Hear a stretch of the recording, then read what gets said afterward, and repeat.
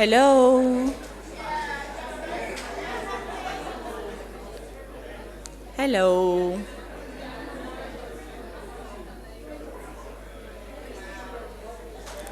Hi.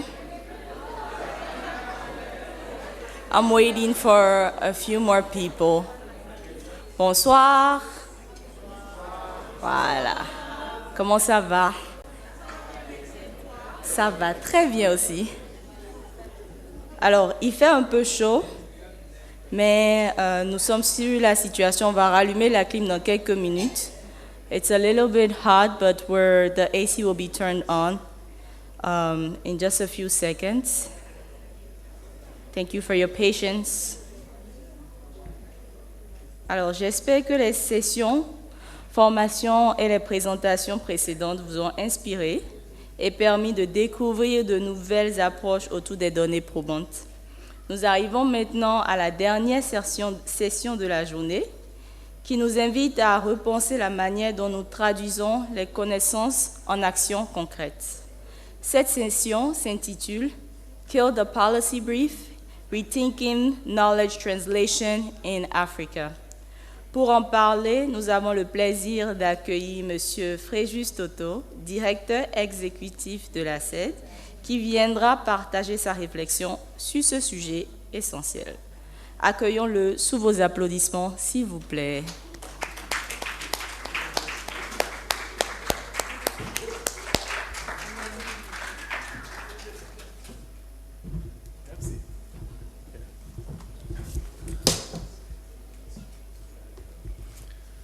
Merci beaucoup. C'est pas toujours facile d'avoir la dernière séance ou la dernière session parce que tout le monde se demande, mais bon, qu'est-ce qu'il a de si important à dire?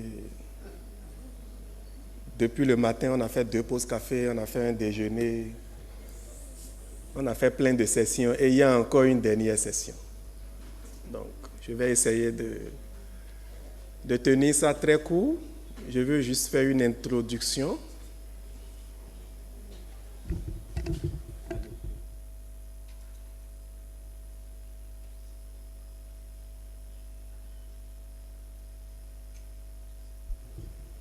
D'accord. Si je dois aller plus lentement que ça, c'est bon comme ça? Ok. Si vous sentez que je suis excité,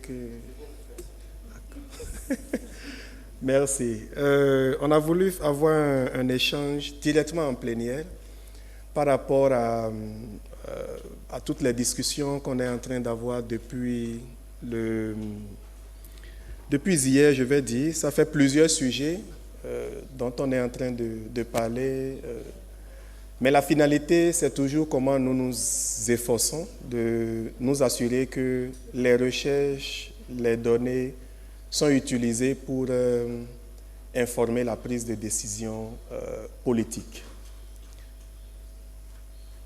Et voilà, vous pouvez aller sur le PowerPoint. Et pour aborder cette question, on a commencé un travail ces dernières années au niveau de ACED sur la pertinence des policy briefs. Je crois que tout le monde connaît les policy briefs, les notes de politique en français, les notes de politique en français. Et pourquoi on a choisi les notes de politique? Martin, vous pouvez aller sur le slide qui suit? Le slide qui suit. Oui, voilà.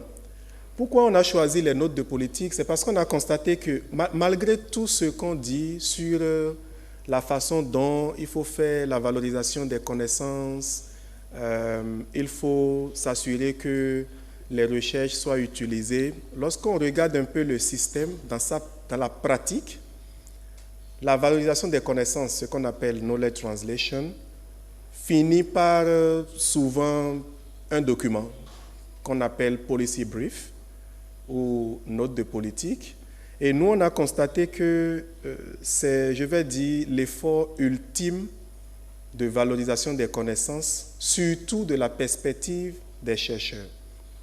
Et c'est très simple pour le constater quand vous voyez un travail de recherche comme ce que Jess a présenté ce matin en tant chercheur éminent, elle va terminer sa recherche, si elle veut avoir de l'impact politique, probablement pas un policy brief.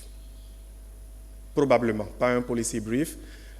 Et l'espoir, c'est que ce policy brief puisse informer les décisions de politique. Ça a fait que, quel que soit le niveau de financement de recherche qu'on a, la valorisation des connaissances, donc le knowledge translation, se limite presque toujours à un policy brief ou des policy briefs et peut-être un atelier. Et le chercheur a fini son travail. Mais on a commencé par réellement questionner ça. Est-ce que ça marche? Est-ce que les décideurs politiques lisent réellement ce que nous appelons les policy briefs? Après, on a dit que c'est parce que les policy briefs, des fois, c'est parce que la recherche est trop longue qu'on fait des policy briefs et on fait 2 pages. Mais on a eu des décideurs politiques, ils sont dans la salle, qui peuvent nous partager leur expérience aussi. Certains ont encore dit que même si c'était sur 2 pages, ils risquent de ne toujours pas lire. Ça signifie que la question est plus qu'une question de longueur. La question est plus qu'une question de... les chercheurs parlent avec un langage compliqué. Et simplement, donc, la question, c'est d'éviter de penser qu'on a fini tout un travail de recherche et qu'il suffit d'élaborer un document et ce document va avoir de l'impact sur les politiques. Next slide, please. On a essayé d'analyser, je vais dire quelques centaines de policy briefs. Et voilà, ce sont les recommandations qu'on retrouve dans les policy briefs. Je ne sais pas si je peux... Oui, je vais essayer de traduire un peu. La première recommandation, ce sont des policy briefs qui viennent d'institutions de recherche éminentes, de grandes institutions de recherche. Mais vous voyez un peu la nature des recommandations. Améliorer les niveaux de vie des agriculteurs par l'action collective ou l'innovation sociale. Et le chercheur, il s'imagine que lorsqu'il met ça dans son policy brief, quand un décideur va lire ça, il est convaincu et il va commencer par exécuter ça. Et ça vient aussi du fait qu'on a demandé à ce que le policy brief soit court. S'il doit être sur 2 pages, on finira effectivement par avoir des recommandations de cette nature.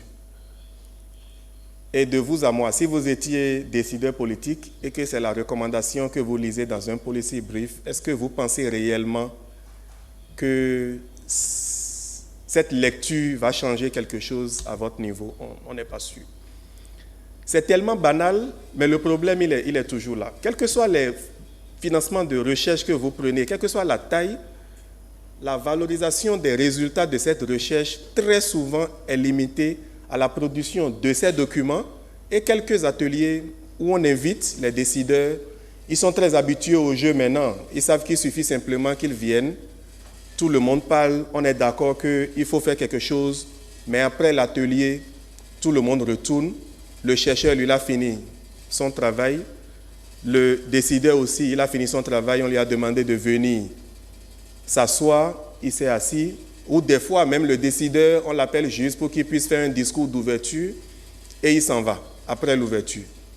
Et les discussions continuent. Donc, on s'est dit, si on commence une réflexion autour de ce qu'on appelle policy brief, ça peut nous donner un terrain d'expérimentation et de remise en question de cette approche de faire de la valorisation des connaissances.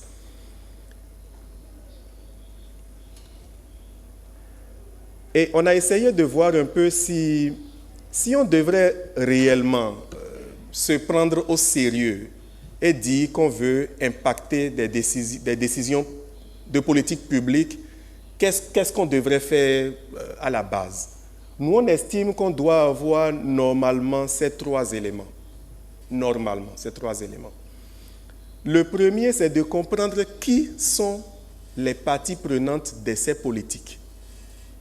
Ça peut paraître banal, mais je m'amuse très souvent à faire cet exercice avec de grands chercheurs et j'essaye de voir s'ils savent ce qu'on appelle la prise de décision politique.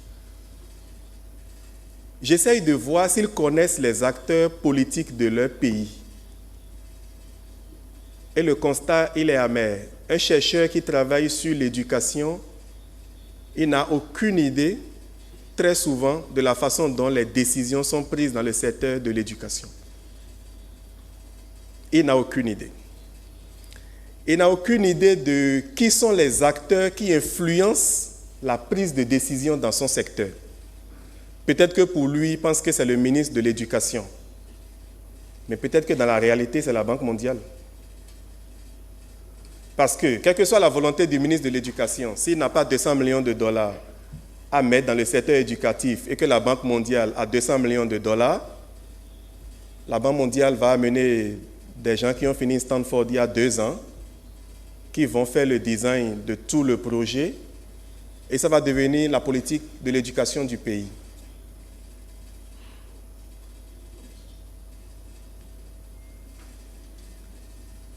Et si le chercheur ne sait pas à qui il veut s'adresser, quelle influence on recherche à son niveau? Si le chercheur ne sait pas, par exemple, que le ministre de la Santé peut-être n'est pas celui qu'il faut viser si on veut influencer les politiques de santé, et qu'il faut plutôt influencer ses conseillers techniques, il n'a aucune chance d'avoir de l'impact. Donc, cette cartographie de la dynamique de pouvoir, cette cartographie des relations entre les acteurs, c'est très important. Et si le chercheur ne peut pas le faire, il est clair qu'il ne pourra pas produire des connaissances qui vont influencer la prise de décision politique. Le deuxième élément, c'est là où il faut aller vraiment dans les détails. Et j'ai mis de faire un deep dive, c'est-à-dire faire de l'approfondissement des recommandations. Et le premier, c'est le contexte et l'opportunité politique. Je puis vous avouer que si vous prenez une dizaine de policy briefs et que vous les analysez, vous risquez de ne pas savoir quelle politique ils sont en train de briefer.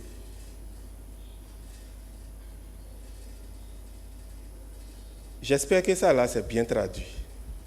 Parce que j'aurais aimé que les anglophones aussi comprennent très bien. Je peux me reprendre très rapidement. J'ai dit, si vous prenez la plupart des policy briefs, il est difficile de savoir exactement quelle politique publique ils sont en train de briefer. Ce que vous avez souvent, c'est le secteur. Mais concrètement, quelle est la politique actuelle ou future qu'ils sont en train de briefer? Ce n'est pas clair. Deuxième chose, la faisabilité institutionnelle ou opérationnelle. Vous n'avez presque aucune information. Cette recommandation doit être exécutée par qui? Cette recommandation doit être portée par qui? Est-ce qu'il y a même une institution qui existe qui peut exécuter cette recommandation ou bien on parle de la création d'une nouvelle institution? Quelle est la faisabilité opérationnelle et institutionnelle de cette recommandation? Vous n'avez pas. Les questions de budget, n'en parlons pas. C'est presque zéro information. C'est très rare, extrêmement rare, de voir une recommandation de chercheur qui fait du costing. C'est-à-dire qui est capable de dire aux décideurs politiques, voici ce que ça peut coûter. Alors que le décideur politique, non seulement il veut savoir ce que ça peut coûter, mais très souvent il veut aussi savoir ce que ça peut rapporter.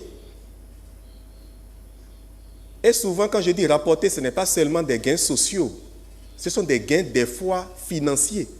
Et c'est ça qui peut toucher le décideur politique. Mais on a zéro information là-dessus, très souvent. Les questions des parties prenantes. Une telle recommandation doit être portée par qui? On ne sait pas grand-chose. Finalement, la dernière étape qu'on trouve, qui peut-être est allée un peu loin, mais on en a besoin, c'est de s'assurer aussi qu'on a fait une priorisation de ce qu'on recommande. On ne peut pas recommander 10 choses et s'arrêter là.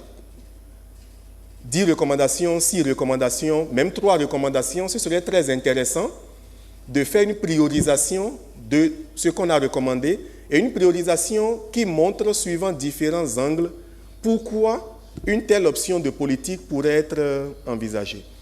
Et finalement, peut-être que c'est totalement en dehors même de ce qu'un chercheur ou bien un think tank peut faire. Il faut aussi être prêt à pouvoir apporter de l'assistance technique pour exécuter la recommandation qu'on est en train de faire. Et vous voyez tous ces éléments, lorsque vous commencez par les analyser, on n'est plus dans le résumé d'une recherche. Surtout actuellement, je suis très sûr que les policy briefs sont écrits par ChatGPT. Puisqu'on a déjà la recherche complète, on a déjà un rapport de recherche suffisamment étoffé, l'intelligence artificielle est capable de produire, on va penser qu'elle est capable de produire une note de politique, donc un policy brief. Alors que lorsque vous regardez tout ce que nous avons mis là, c'est carrément un autre travail qui commence après que la recherche soit terminée. Et ça amène la question de la spécialisation, où il faut commencer par accepter et reconnaître que le chercheur, et c'est l'une des conclusions auxquelles on est en train d'aboutir, c'est que le chercheur ne peut pas faire de la valorisation de connaissances. On a fait plusieurs années à l'incriminer, à dire que sa recherche n'est pas utilisée. Mais peut-être que la vraie question, c'est que ce n'est pas son travail. Peut-être que la vraie question, c'est que quelqu'un d'autre doit se spécialiser dans la façon dont on utilise ce produit de recherche pour informer l'action politique. Si on fait le parallèle avec le secteur privé, c'est comme si on a une usine de fabrication de bière et le propriétaire de l'usine recrute les brasseurs, c'est-à-dire les ingénieurs qui peuvent fabriquer de la bière. Les ingénieurs fabriquent une très bonne bière et le propriétaire leur dit « Ok, maintenant, assurez-vous que la bière soit vendue. » Vous voyez que quand on regarde un peu comment le secteur privé fonctionne, c'est pas correct, c'est pas comme ça que le secteur privé fonctionne. Celui qui fabrique la bière, qui sait fabriquer de la bière, n'a aucune idée de comment on vend, on fait du marketing de la bière. Donc peut-être que nous-mêmes, en regardant notre secteur de la recherche aux politiques, on pourrait commencer par accepter le fait que les chercheurs ne peuvent pas faire plus qu'ils ne font actuellement, c'est-à-dire faire de la recherche utile. Peut-être qu'ils font déjà ce qu'ils peuvent faire. Est-ce qu'ils ont les capacités de comprendre la réalité politique de leur pays, de comprendre les enjeux, de comprendre quel secteur privé, quelle entreprise veut influencer quelle décision politique? Est-ce qu'on n'est pas là, quand on regarde tous les détails que j'avais énumérés, est-ce qu'on n'est pas là dans le travail de quelqu'un d'autre? Je ne dis pas que le chercheur doit se désolidariser totalement de la valorisation des connaissances, mais peut-être qu'idéalement, il faut qu'on commence par avoir des chercheurs qui décident de faire de la valorisation des connaissances leur travail principal. Peut-être que ça va aider. Et donc, la première leçon, c'est que policy brief, ça ne peut pas être la finalité de la valorisation des connaissances. Pas du tout. Ça peut être même le début. Deuxième chose, le processus est plus important que le produit. C'est-à-dire l'élaboration, si on supposait même que la note de politique est très bien faite, son processus d'élaboration devrait être plus important que le produit lui-même. Pourquoi? Parce que c'est au cours de l'élaboration du produit, qui est la note de politique, qu'on pourrait commencer par déterminer quelles sont les raisons, quels sont les facteurs sur lesquels il faudra agir pour s'assurer que ce qu'on recommande est utilisé. Et finalement, c'est ce que je disais, il faut peut-être s'assurer qu'il y ait des gens, qu'il y ait des organisations qui abordent la valorisation des connaissances d'une autre façon et qui dédient leur travail à ça. Le collègue de IBES donnait l'exemple de leur organisation et c'est de ça que je parle. IBES, j'imagine, n'a pas ces critères comme la publication d'articles scientifiques, non. C'est de la valorisation des connaissances, peut-être scientifiques, qui existent déjà. Et en faire un corps de métier, en faire une spécialité. Si on arrive là-bas, peut-être que quelque chose va commencer par changer, plutôt que d'espérer que le chercheur soit ce théoricien, ce méthodologiste qui fait tout, qui finit sa recherche et qui doit s'assurer que la recherche soit utilisée par les politiques publiques. Et ce débat que nous faisons, si on doit retourner un peu en arrière, ce n'est pas la première fois qu'on le fait. Il y a des acteurs ici qui étaient avec nous à Abidjan, on en a discuté. D'autres nous ont suivis encore à Cape Town, on en a discuté.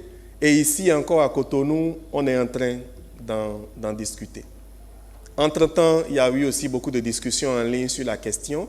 Et cette session, on veut continuer cette discussion, même si c'est sur 20-30 minutes, pour se poser quelques questions. Next slide, please. La première question, c'est de savoir si nous sommes d'accord que le policy brief, lui seul, ne peut pas aller directement vers l'influence de la politique publique. Quelles sont les précautions que nous devons prendre alors dans son élaboration pour lui donner une chance d'influencer la politique publique? Ça, c'est la première question. La deuxième question, si on a dit que la valorisation des connaissances, donc le knowledge translation, ne peut pas s'arrêter au policy brief, qu'est-ce qu'il faut faire après? Et finalement, est-ce qu'il y a des changements systémiques que nous devons apporter pour aller carrément au-delà du policy brief? Et ces trois questions nous amènent à poser la dernière question. Est-ce qu'il faut se passer du policy brief? Should we kill the policy brief? Merci.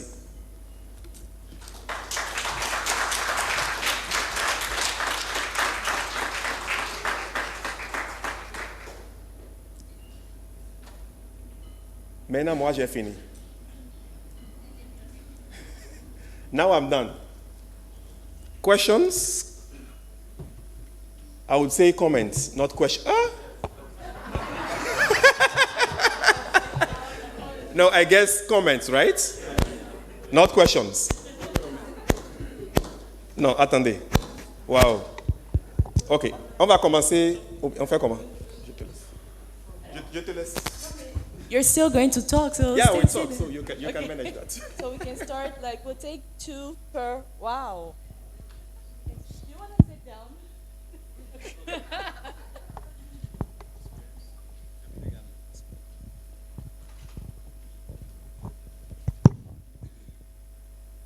Merci beaucoup. Pour moi, peut-être tuer le policy brief serait une erreur. Ou même peut-être on a mal posé la question au départ. Je pense que l'erreur est au début, en pensant que le policy brief même, en tant qu'outil, peut influencer les politiques. Parce que lorsqu'on parle d'influence politique, il y a deux notions. La notion de complexité, mais aussi une notion de système. Parce que et une notion d'outil. Parce que le policy brief en soi est un outil. Et lorsqu'on parle d'outil, on parle de système, mais aussi on parle de complexité.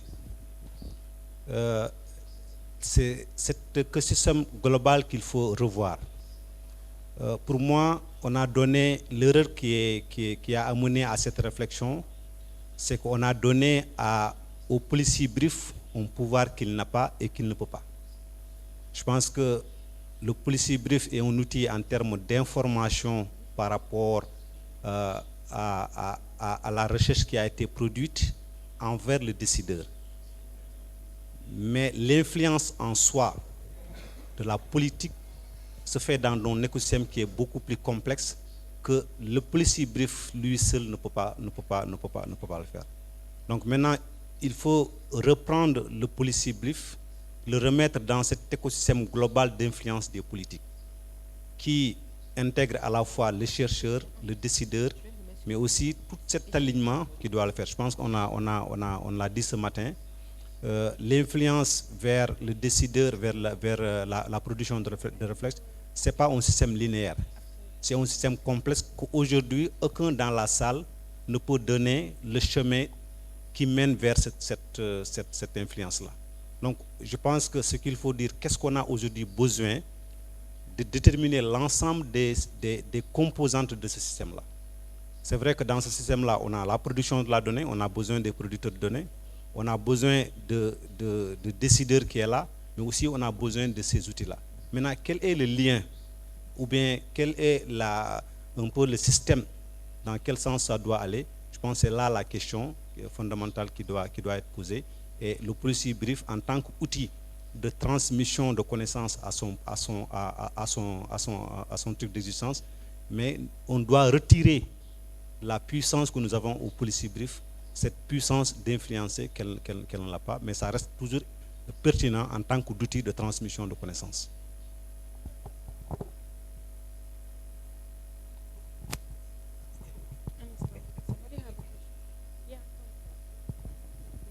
Oh, it's me? Okay, I'll just do a... We collect the questions, right?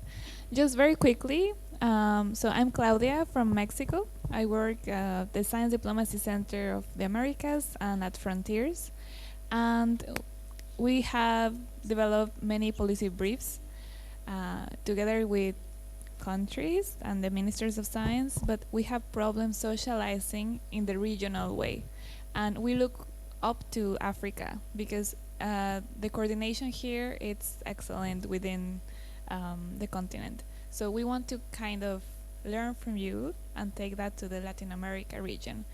Which suggestions you have to socialize the policy brief in a regional level? Thank you.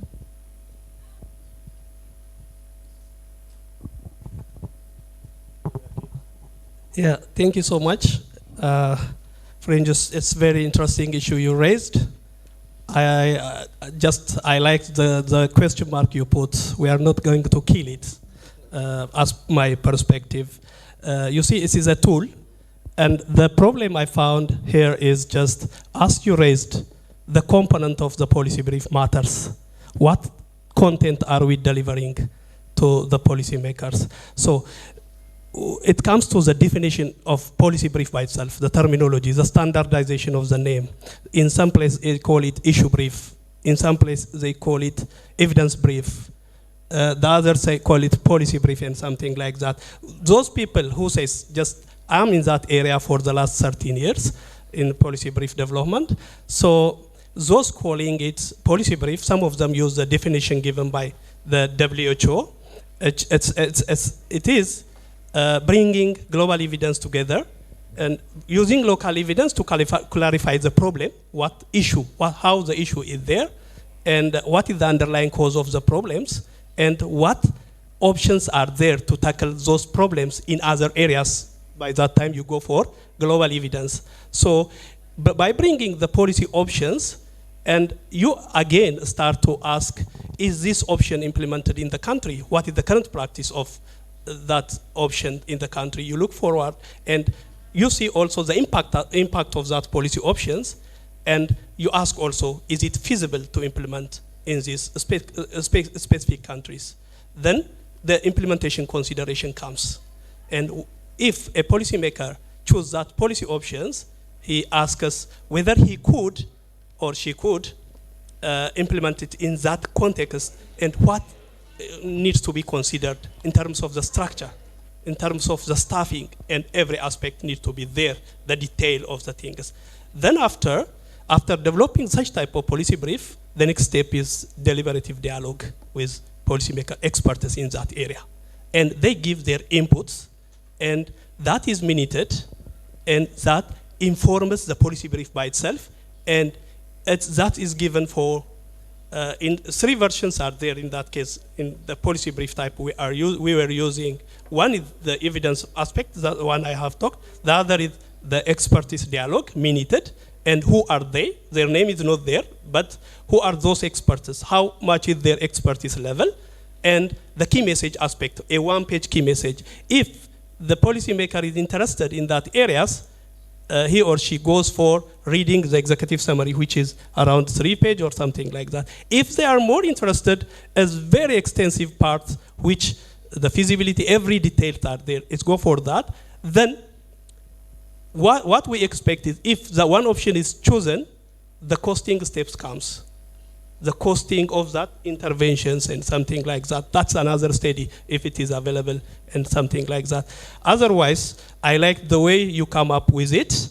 If we call every briefs a policy brief, that's a very difficult aspect. Even the type of policy brief, there are two types: advocacy type of policy brief and objective type of policy brief. The one we gives recommendation is advocacy type because you are favoring one option rather than others. But in the other aspects, objective type, you are giving options that the decision is up to the policymaker to choose among those options because you provided its impact, the implementation consideration, the details are over there. So we will not kill it, but we reshape it. Thank you. All right, thank you very much, the presenter, for a very wonderful job. Well done. My name is Dr. Chukwu from African Institute for Health Policy and Systems in Nigeria. Thank you again, my colleague from Ethiopia, the insight you gave. I wanted to say that from our own perspective, I feel better to look at policy brief as both a knowledge product as well as an advocacy tool. Having said that, it means we don't need to kill it. Personally, I don't agree to the fact that we are giving policy brief the power it doesn't deserve or power it doesn't have. Probably I'm speaking from my own context as Nigeria. I wonder what we would have been able to do if we don't have that tool as a policy brief. In my country, we have very busy policymakers that cannot look at your jargons, cannot look at the lengthy papers you present wherever you present them. So there must be a way to, systematically and intentionally convey what you want to have them do. That's why it's an advocacy tool, and that's why it's a product. Now, it is important to look at the process. I love the fact that you said the process is even far important than the product. The process is where we have to look at in beginning to reshape so that we'll be able to ensure the content of what we bring out as a policy brief. Our brother talked about global evidence. All right, so that's very important. Our global evidence synthesis should be very apt, so that we're looking at systematic reviews, looking at what has worked in places, and then integrate them to local evidence, as far as looking at implementation considerations and other issues around. So global evidence synthesis is very important. Local evidence is also very, very important. And then finally, in our center, we began to introduce something to the process. The trend had been to produce a policy brief, and then to ensure uptake, to enhance uptake, go ahead to do a policy dialogue. Convey, do your mapping of stakeholders very well, and then convey them, have a discussion on the policy brief. But then we now began to introduce something to the process. Apart from having global evidence and having the local evidence, it is important to tap into the contextual and experiential evidence that these policymakers have. So we have introduced doing a stakeholder engagement in the policy brief development process. Now, we did that in our One Health program that we did. The brief was produced, and then we had to go ahead to do the engagement. It was like a pre-dialogue, all right, that is part of the policy brief development process. In that place, we were able to have their insights so that whatever that is going to come is going to be implementable first, So that whatever we are bringing has been censored by the policymakers who brought to table their tacit knowledge, things that you can't read anywhere, and then we find a way to integrate them into the evidence we have. It went a long way to enhance the product that came out. Thank you very much. We will take one more question and let Mr. Toto answer. And if time allows, we will take a few more. Thank you very much, Mr. Toto. My name is Vedia Manyonga from Malawi, actually working for the Parliament of Malawi.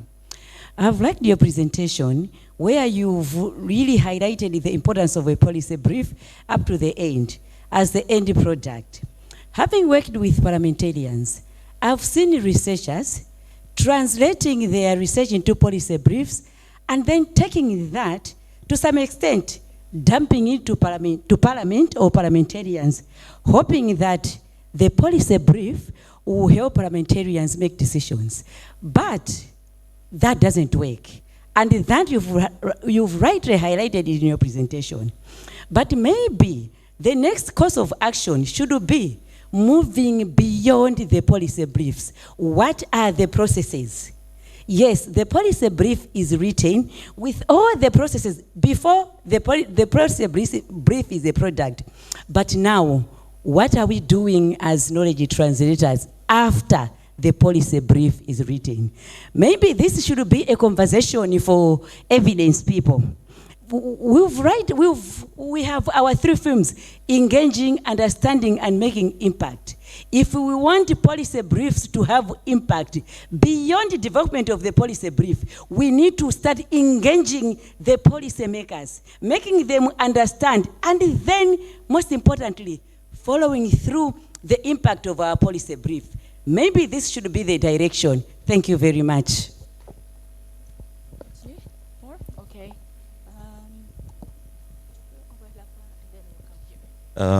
Yes, thank you very much. Thanks very much for your presentation. So I just want to put this question for thinking. I don't think research evidence has an endpoint. So research evidence is exists in a virtuous circle within an ecosystem. It doesn't end at policy. It doesn't even end at improving livelihoods. At eBase, actually, we believe that research evidence should improve livelihoods. So that's what we are looking at, that it must do. We also look at that it must be published by the researcher, because it's not that the end point is that publication. But if you don't publish it, you are being extractive. It means you've taken it just for your PhD program or for something or the other. So you must publish, be it as a policy brief, be it within a policy event, be it as a in a scientific journal or a conference, or through storytelling. It should then from there be able to improve livelihoods. But even after it improves livelihoods, it still comes back to the cycle, because we still need to keep re-evaluating. Everything is changing. It's very difficult to put a full stop on research evidence. So I'm not sure where it came from that there's an end point in research evidence, but I think it's something we can be thinking about. Thank you. Thank you. My name is Fortunata Makene, and I'm from the Economic and Social Research Foundation, Tanzania. I also believe that the policy brief shouldn't be killed because it has its own purpose. There are many, and I think for us researchers or academics, one could be, as you are doing your research, first you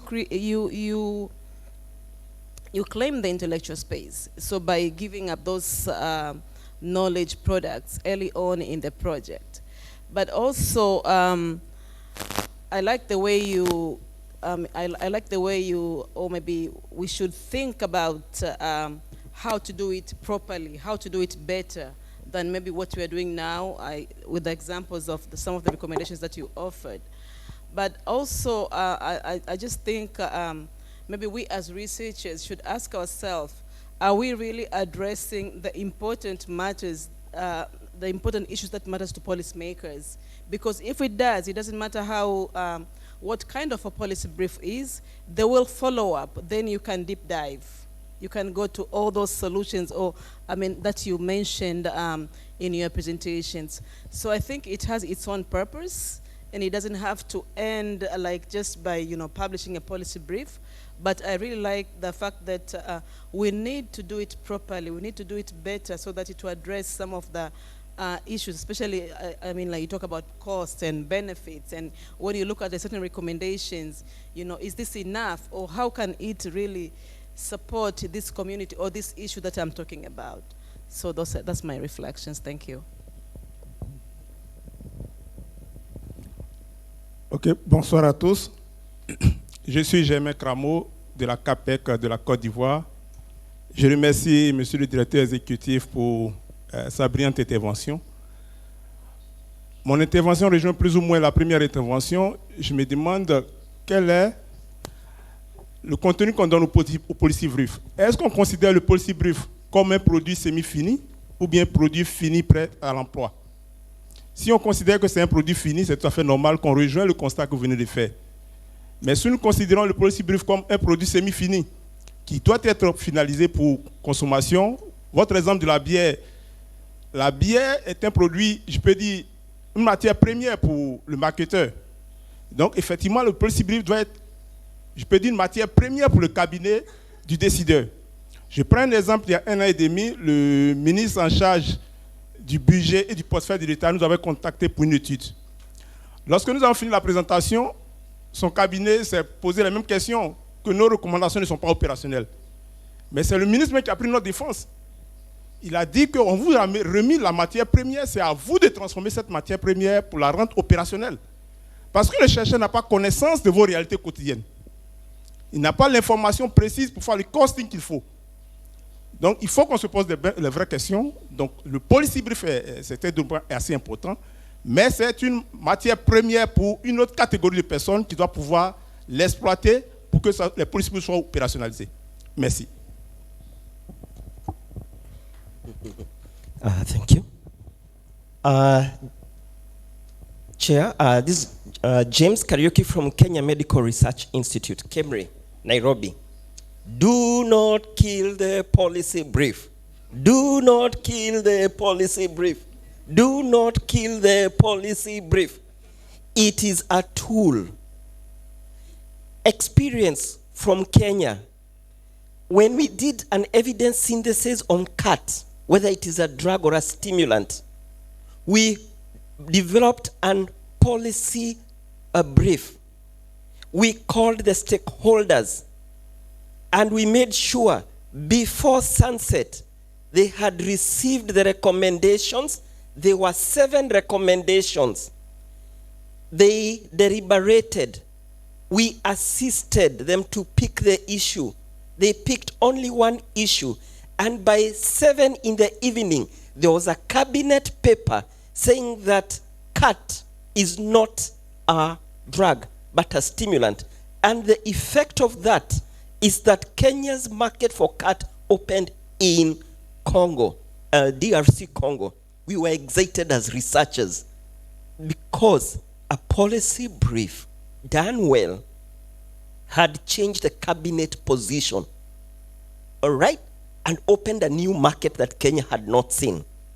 Lesson number 2, we did an evidence brief, not a policy brief, a co-production with healthcare workers who had seen that mothers who are coming for CS have elevated BP, and you cannot perform CS when the BP is elevated. You have to bring it down. So what did they do? Kenya Medical Research Institute took them through one day. Make sure it's only one day, 8 hours. Give them the evidence, strong evidence, and let them deliberate on the recommendations. They will pick 2 recommendations, and they realized the problem was the tool. They didn't have a tool to screen mothers to pick them before they actually come for CS. Evidence tool, policy briefs are tools that you can take to this next stage to help them. As knowledge translators, we take them to the next level, engage with the decision maker. Let the decision maker go through each recommendation on your policy brief. They will pick one or two. Then they will develop an action plan and indicators for measurement. They must measure. And that is how we say it's from evidence to policy to action, because it's measurable, it's doable, and I get excited as a knowledge broker. That is what the policy brief does.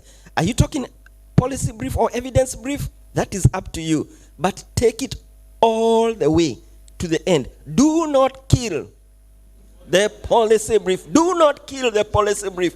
Take it to the next level. And thank you so much to PACE. All these lessons have been made possible through funding by PACE. I submit.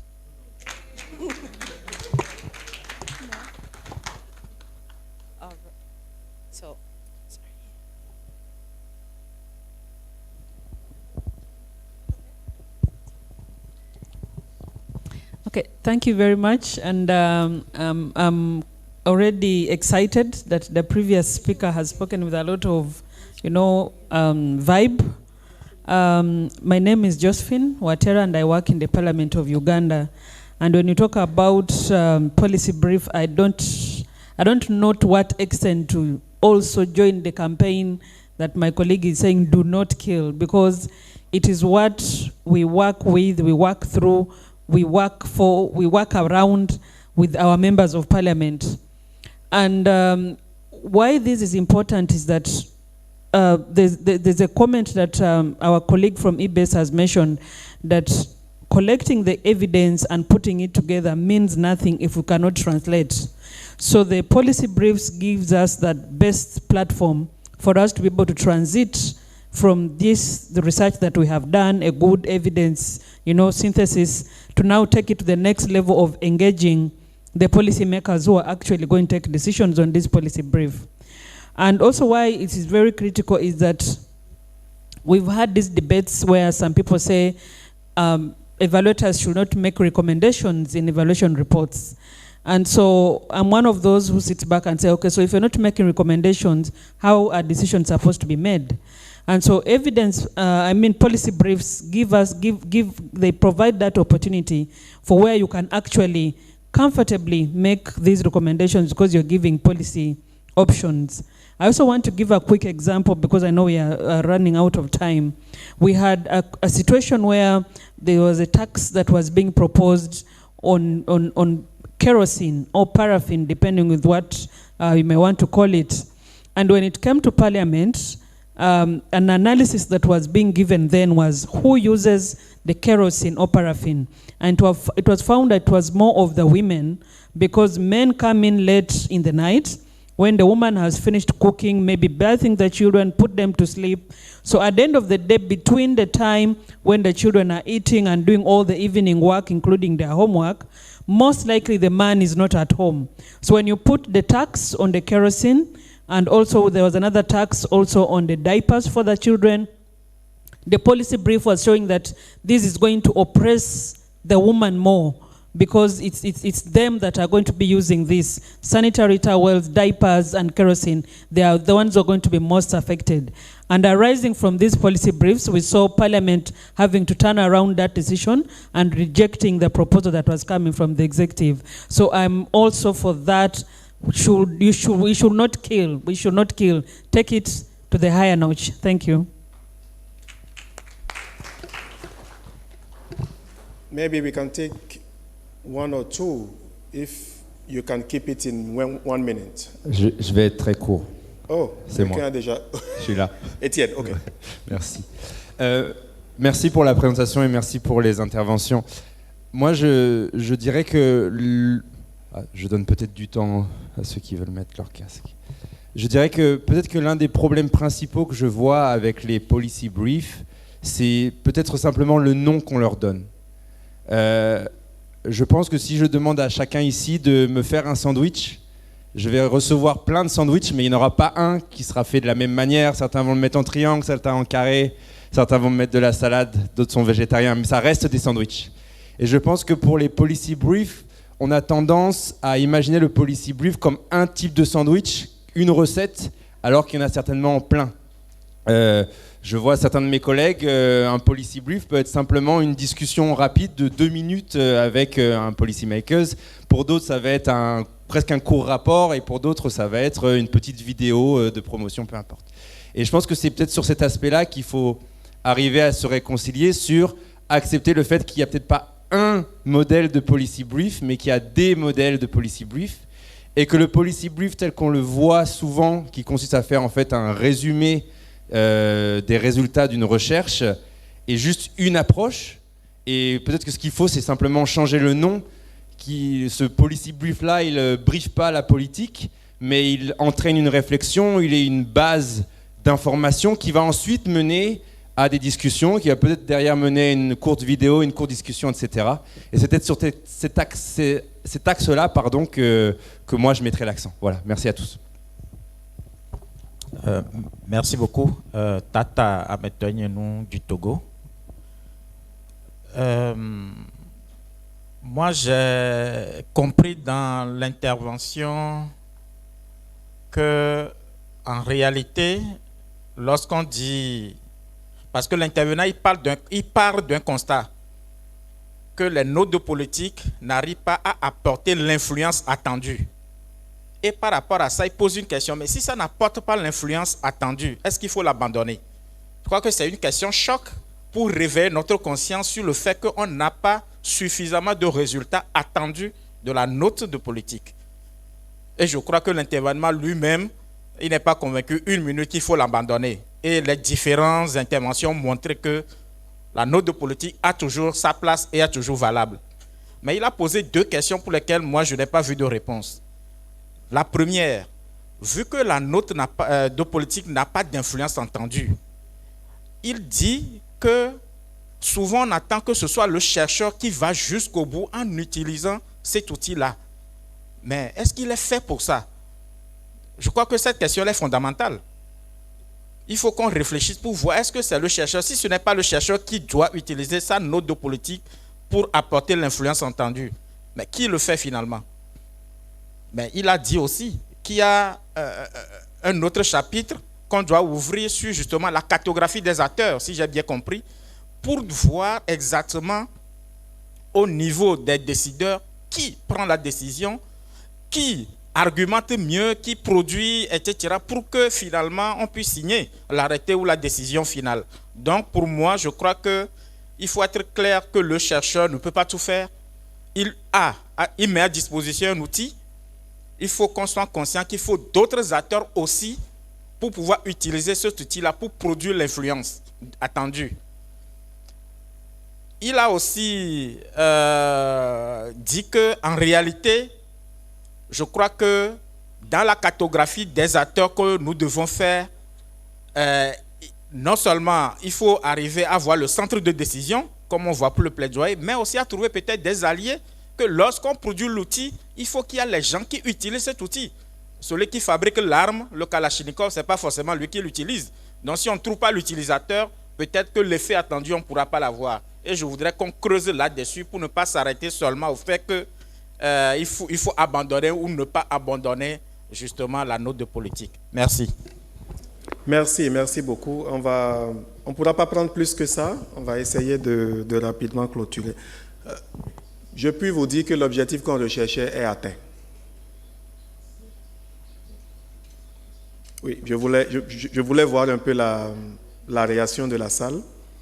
Et je suis très content de voir que tout le monde est d'accord avec cet idéal que le policy brief doit faire plus que ça. Mais si on doit revenir dans la réalité, est-ce que le système fonctionne réellement comme ça? C'était très bien d'entendre qu'après le policy brief, il faut engager les députés, il faut engager le gouvernement, mais s'il vous plaît, est-ce que c'est comme ça que ça se passe dans la réalité?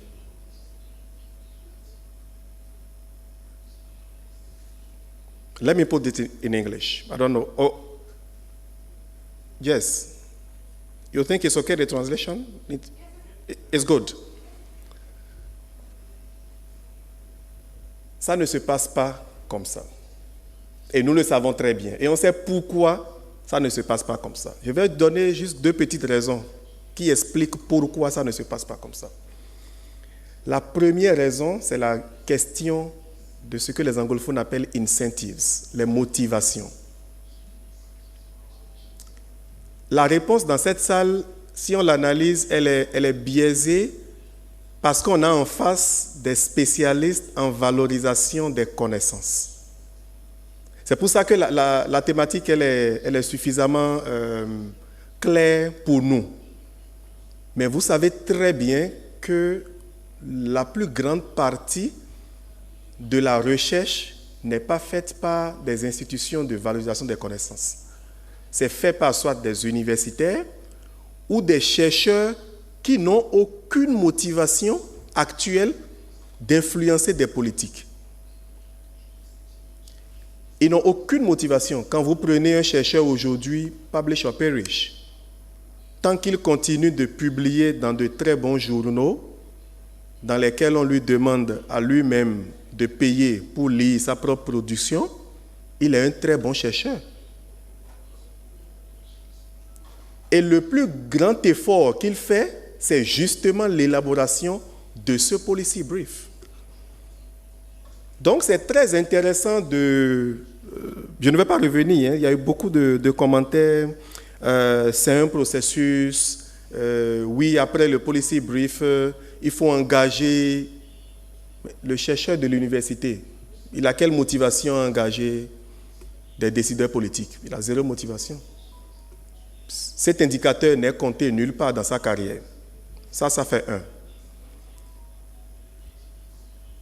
Le deuxième élément qui fait que le système ne marche pas, c'est la question du financement. J'étais un peu surpris de voir l'engouement que le policy brief n'est qu'un point d'entrée et après, il faut engager les politiques. Mais quand on prend la plupart des financements de recherche, le policy brief, c'est la dernière activité.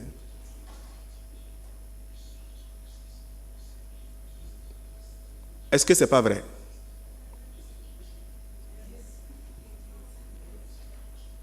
Au moment où un chercheur d'une institution de recherche est en train de produire son policy brief, son directeur de recherche est déjà en train de lui confier une nouvelle recherche sur un nouveau financement. Les financements qui ont commencé par démarrer par la valorisation des connaissances, je vais dire, est-ce que ça fait 1% du financement de la recherche? Je ne pense pas. Ce sont quelques initiatives rares que nos institutions sur le continent mènent avec des bailleurs qui, je ne vais pas dire sont hésitants, mais qui commencent par financer cette deuxième partie du processus. Sinon, actuellement, personne ne finance ça. Donc, ce serait bien. Je vous ai dit, on a commencé la discussion à Abidjan, on a fait Cape Town, on a fait Cotonou. Ce serait bien qu'on continue la discussion jusqu'à atteindre le point où on va reconnaître que ça ne marche pas. Et moi, je sais que ça ne marche pas et je sais que la plupart des gens savent que ça ne marche pas. Et c'est vraiment utile d'avoir aussi cette ouverture et de savoir que c'est vrai, on peut avoir quelques cas. J'ai vu le collègue du Nigeria donner de très bons exemples. Le collègue je crois de l'Ouganda aussi, le professeur a donné de bons exemples.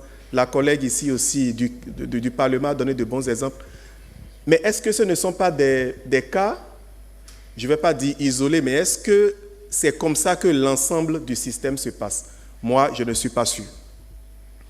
À partir de l'instant où je sais que le policy brief fait partie des dernières activités d'un financement de recherche, on peut faire l'hypothèse que son influence sur les politiques publiques sera très faible si nous avons convenu ici dans la salle que le policy brief n'est qu'un outil à tout un autre processus.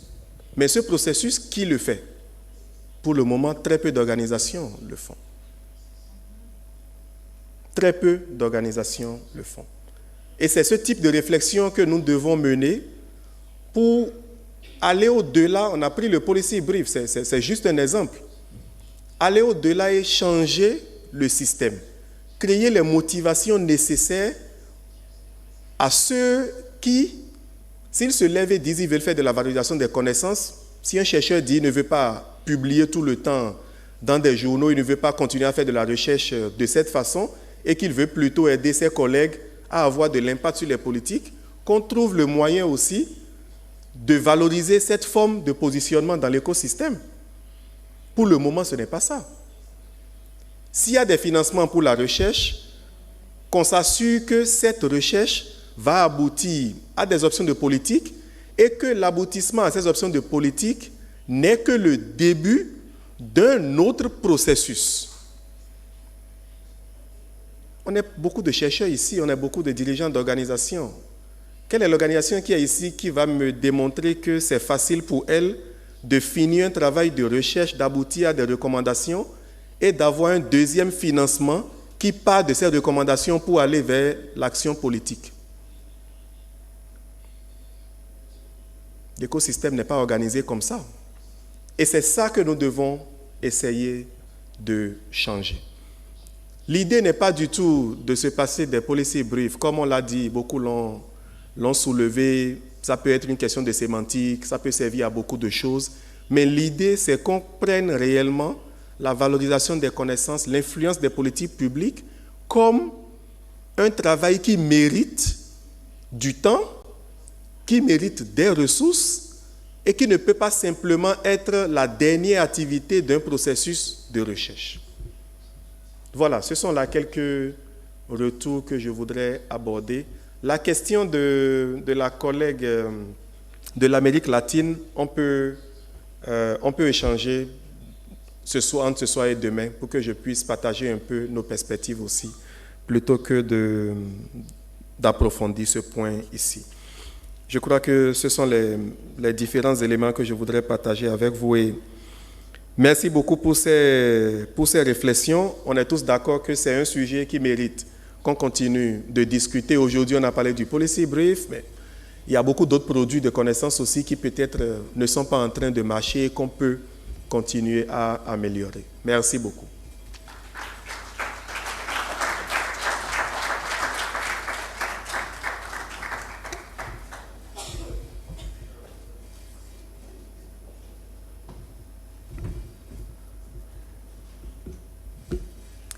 Merci beaucoup, Monsieur Toto, pour cette intervention et merci à tous pour vos contributions, vos questions et vos remarques.